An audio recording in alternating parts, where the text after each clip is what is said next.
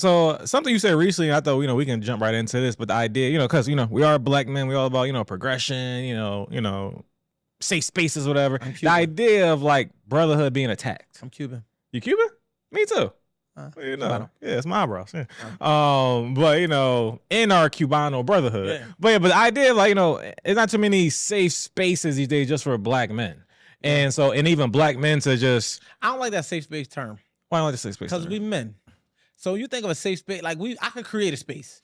So it's like, I'm the protector-minded man. So it's like, when you say safe space, it's almost like I got to be allowed to, I do what I want. I'm a man. Now, as far as when it comes to accepted spaces or respected spaces. I would say it's not enough respected spaces for men to just be men. But safe space, it's for kids and women. No disrespect, but it just is what it is. Like, as a man, it's like, who's supposed to be able to tell you that you can or can't do something? This is what, now of course we talk about inviting into the law, but men is men. But outside of God, that's the only person that we kind of fear. So I get that, but at the same time, I think men, we sometimes, I said before, men suffer from the same, you suffer from the patriarchy you create for yourself. So so for sure, like, you're a man, but a lot of times men suffer in silence and shit like that. And I feel because they don't feel it is a comfortable, safe, respected space, whatever it is, whatever. Either way, nigga, I ain't safe to express myself. A lot of niggas feel they can't express themselves, shit like that. But I just like, so they gotta watch shit like this to be like, no, that nigga Wolf said, that nigga how cute put it, this and that. No. But in the, I feel it just comes down to idea of like brotherhood just not being respected or honored. I think it's misunderstood. So again, a lot of people see life through the lens of their own perspective, and if their perspective tells them that something that is completely normal is like abnormal, whatever case may be, and they process it as such, and then they post judgment on it, that could obscure other people's perception of it, right? So because perception is subjective and it's based on the eye of the beholder, if somebody don't understand brotherhood because they're not men, so they don't understand how two men could just be cool and like really enjoy each other's company and like just have this bond and this love and be like, man, how can you love a person that much? And it just like, and that they start to project onto that. So then it makes men start to be self-conscious, not all men, because some are just like, for sure. But I'm just saying, when we talk about from the masses of how it's projected on the men, why they don't feel like it's a safe space, because it's like, damn, like, oh, I can't. See, that's why I said a respected space, because as men, we don't judge our homies if they cry. We not like the first time you cry, we're not gonna like, that boy cry, baby, like he can't come around me, he not tough enough. Even though you've been saying, since episode 1, you been saying, I need to cry on the show. You've been saying it's gonna happen. You'll cry eventually. But I'm gonna respect you. You don't lose respect. So that's the thing, as brotherhood, like, you don't lose respect for your homie in his weak and vulnerable moments. For sure. You lose respect for him when he do shit that you don't respect. Nut stuff, clown stuff, weird stuff. Like, and I'm talking about like things that are like uncharacteristic, things that are immoral, things that are like, without dignity. Like those type of things make a man lose respect. But if your homie going through a moment, he shed a tear, that's not a moment of weakness. You follow what I'm saying? like, and I think that when men say, oh, we don't have that safe space, it just more so saying like, because women will look at you different for crying, and that's the difference. It's like man to man is like, nah, like my boy was going through some shit, he shed a tear. Like, as long as you ain't going out nutty behind your tears, but if you just shed a tear, for whatever the case may be, that's human. You allowed to cry. But if you in a predicament where, you don't handle your responsibilities and you crying about that, now I'm not respecting you. It's like you going out, you sad because you can't pay a bill, you sad because, you know what I'm saying? It's like, that is like where it's like, no, like we men. Your parlay didn't hit. Yeah, like, yo, your parlay hit, you crying. Like, what are we talking about? Like, you don't just get to cry, like, not for that. But if you really going through some stuff and you need to express yourself, but when I said brotherhood is under attack, per that conversation, it was just like people don't understand it. So it's to the point where it makes me mad when men talk about it, like, yeah, like, yo, dog, that's the part for me. It's like, I don't care what women say about it because they don't have brotherhood. So they understand the loyalty and the love that go into building genuine friendships through real life experiences. They make friends in 20 minutes and then don't be friends in 30 minutes because she didn't like the way she looked at her. Men, we are slow to arrive at saying, that's my homie. That's my friend. I say, that boy cool, he cool. I can respect you. I can speak to you. I can play ball with you. I tell you, you still not my friend. But the moment I say you my friend, that means you passed the friendship test. You showed me that you have a certain level of love and respect to me that you will honor and value in a way that translates into loyalty. Right? Because the respect comes before the loyalty, right? So you got to respect the man before you can even consider being loyal to him, because the loyalty comes at a time where it's like, no matter what my desires tell me, no matter what my impulses tell me, no matter what my urges tell me, I'm not going to do this out of loyalty. And that comes from having respect for a person. So when you think about, you know, what I'm saying something about brotherhood and friendships, like you don't even understand friendships. So I'm not even mad at you. And I ain't saying that to slight it. I'm saying it's like your friendships aren't built on the foundation in which ours are. And that's just because ours is built behind fundamental facts of principles. Like, that's what it is. Whereas though they're just more so like, oh, we both popping, let's hang together. You pretty, I'm pretty. Let's link up. You know, you like this, I like that. We not really, because my homie could have completely different interests than me, and that still be my right hand dog, my man. Like, and we know, like, if push comes to shove, because y'all understand, man, as men, being the protectors and providers of the world, the men you around are the people you gonna go to war with. I'm not even talking about just in the sense of violence, like whatever. Like, this is your community that you lean on, that you rely on when you falling short. These are the people that's holding you accountable. These are the people that's inspiring you, that's motivating you. So when you have that, you don't get rid of your army because somebody is attacking the fact that they don't understand the army. It's like, no, like you tripping. Like this is the only people I can call. I don't have the luxury of saying, you know what? Let me see if I can just get this chick to pay my bills, right? Our world don't exist like that. But your homie might could give you a resource, point you in the right direction, loan you some cash. If you don't have those brotherhoods, you're not going to be able to survive. Like, you need your homies. You need it. This is all we have. This is the strength of the man needs to be individually strong, but this is the strength of the whole entire foundation, essentially. Because it's like, all right, I know that if push comes to shove, I'm responsible for my entire family, but if problems get beyond my scope of being able to accomplish, I got friends that could pull through. Like, you ever heard of the guy Clarence Avant when he said he had too many rich friends to go broke? Yeah, facts. No, the Black Godfather. Yeah. Black Godfather. Yeah, yeah, he had too many. If he didn't have those friends, let that breathe for a second. That was a bar when he first. That was a bar. Say it again. It was a bar. He had too many rich friends to go broke. And that's the power of having genuine friendships. But when people don't understand it, they just think that, like, how could you be? It's like, I see the world like this, so this must be what it is. It's like, no, you just weird, and you just thinking on some weird shit because you don't have enough information or evidence to support otherwise. Whereas though we grew up around each other, where it's like, you could be a nigga I knew for 20 years and you still not my friend. Like, we never fought together. We never had interest in. It's like, that shit would really come down to, like, that tribe. This is your tribe. Absolutely.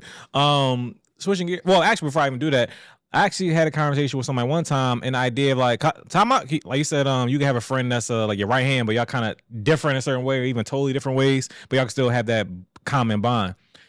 So you say you're like that in most friendships and, you know, situations where I have a lot of my friends where we deal a lot of things differently. We have different type of, I don't say interests, but, you know, different interests, how we think about shit, whatever. But certain commonalities, certain bonds are there. So that's what my friend with. When my other friend was saying, no, like, to even be my friend or pass a certain friendship threshold, we kind of got to be aligned in a certain regard. I can't just be around, and not even like crazy shit, but like, no, like, you know, if you're not on a certain level of maybe. So I think that we're confusing friendship, being friends, with hanging around somebody, and to his philosophy, right? To be my friend, we don't have to have no similar interests. We have to have the same values, the same principles, the same, you know, like, overall arcing concept behind how we see the world. Because I can't be friends with a person with different views, right? Like, you just don't get it. And that's not to say that we can't, you know, have thought-provoking conversations and agree to disagree, because even in friendships that happens. But to hang around somebody, that makes more sense to have similar interests. Because I got friends, that's my dog, but we don't have no reason to hang around each other. Like, we're not into none of the same stuff. That don't make it less my friend. It just it's like if we in high school, right? And we got our roster. We don't have none of the same classes. We will literally be holding ourselves back trying to be around each other, because the things that we do on a day-to-day do not push us both forward in the direction we need to be going. But just because we don't have the same classes don't mean you're not my friend. I'm going to naturally be with the person I got math with, the person I got gym with, the person I got science with, because we taking the same notes, we taking the same quizzes and the same midterms, and ultimately our paths align in this moment. But that don't mean that my friends that go to that school is any less my friends. And if we think about graduating, if you got to cut away from the things that you do on a day-to-day to hang with your friends, then that's letting you know that y'all not in alignment on your paths, and y'all not going to end up graduating. And I'm metaphorically speaking when I say that, but it's like, if you want to graduate in life, you got to put the work in. You have to go to class. You have to do what that looks like. And you're going to have friends or coworkers or colleagues or how you look at that align with that. And yeah, we got more to talk about because we both watch basketball. And yeah, let's talk about because we don't. But that don't mean that the brotherhood suffers in any way, shape, form, or fashion. The brotherhood comes behind, do you respect me? Are you loyal to me? Do you have my back? Do you love me? You follow what I'm saying? All of the subjectiveness of what you do in your day-to-day, I don't give a shit. The fundamental values of brotherhood come down to those things. As a man, is you going to respect me? Is you going to honor me in my absence? Is you going to be loyal to me in my absence? All of these things come in my absence. You follow what I'm saying? And real friendship is protecting your brothers, sometimes from themselves. But you know, if you just around people because y'all got similar interests, and it's like we spend a lot of time here because we both like football, we both like basketball, we both like this. That don't necessarily mean that that's strong. That friendship is even strong. It just means that the interest is strong, and I think that that's the difference. And so I guess you're saying that and the people you even hanging around, that doesn't make them automatically your friends. You just hang around, and I guess maybe the secret sauce or the recipe is have your friends that you're hanging around because you're on that same path at the same time. And that's when they become your best friend, right? That's how you become a best friend. It's like, motherfucker, we got all of the friendship qualities, and I got the same interests as you. This my best friend right here. Everybody else is like, but these are my friends too. But it's like, I had to learn that because me and my friends have grown very close knit, right? Very close knit. We all got 25 plus years in, and that's not an exaggeration. Literally, very close knit. When you're young, everybody's interested in sports. So we got we all trying to be the best basketball, best football. Then after that, it's video games. All right, we go in the crib, we playing the same video games. Then when you start to get a little older, this is when it start to get it start to create little sub cohorts essentially. Like it's like, all right, subdivisions. Like, all right, cool. These are my homies that I got in the neighborhood. These are my homies that I go to high school with. Then as you get older, you're like, these are my own homies that I can go get girls with, because you can't take all your friends around girls. They don't know how to carry themselves. These are my homies I get money with. I get money with you, but I ain't taking you around the chicks because you be on some other shit. Or I can take you around chicks, but when it's time to get some money, you don't have that quality. So you start to create these little subdivisions of friendship, but they all strong. These are my homies I play the game with. These are the homies I call when there's some shit because I know how they coming, but I would never mix those friends. You follow what I'm saying? And being able to compartmentalize them friendships, understand, like, if you got a homie that you can play the game with, get girls with, get money with, oh, this is my best friend, this is my best homie, because all of our paths align. That don't mean you can't have a strong friendship with brothers that's at a distance. It just means that on a day-to-day, it has to make sense. Like, nigga, if I play basketball and you play football and we have to go to practice, we are not going to be together. That's just... We are doing each other a disservice trying to be around. I literally just was explaining this shit to my little brother about our friend group. I'm like, yo, we literally have to look at this shit like high school. We all go to different schools. So that means that we all got to go to graduate and get a diploma, or whatever the case may be. But the fact of the matter is our day-to-days look different. So we will literally be doing each other a disservice trying to ride around the car together. Like, literally, like, that's literally cutting class.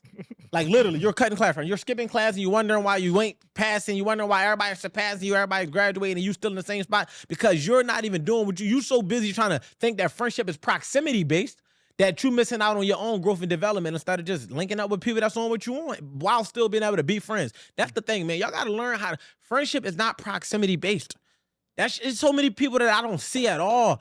But nothing changed when I finally... It's like, you my bro. You my sis. Like, I fuck with you. My level of fuck with you is not contingent upon how many times we talk throughout the day or the week or the month, or every time we see each other, or if you come to my birthday party or if you don't. It's like, everything has become so conditional. Everybody got conditional for y'all don't know how to be just friends. Like, this is not less your friend. Oh, no, but people be being weird. They be knowing it's your birthday. And you overanalyze. You're being weird. Like, you can literally have a friend that's just your friend, and it's not personal if they can't pull up to a birthday party or they don't even... You got to learn how to just exist and knowing that. You want to know how I know this, my friend? Because they're not going to talk about me behind my back. They're not going to let nobody else talk about me behind my back. They're not going to steal from me. They're not going to aid and assist in the development of trying to fuck up some shit I got going on. That's friendship. They're going to be loyal. They're going to respect me. They're going to respect my kid. They're going to respect my relationship. That's friendship.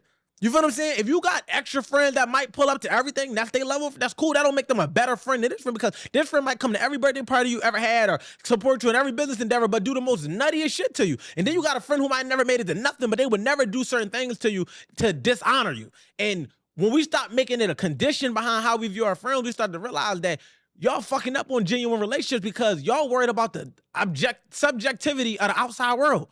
Oh, yeah, but if it was your friend, they need to be doing this, they need to be doing... No, friendship is based on love, loyalty, honor, and respect. That's it. Love, loyalty, honor, and respect. If you have those things for a person, you could consider them a friend. Any level of genuine, general interest that y'all might share, just up the amount of time y'all spend together. But less time don't mean less friends, less of a friendship.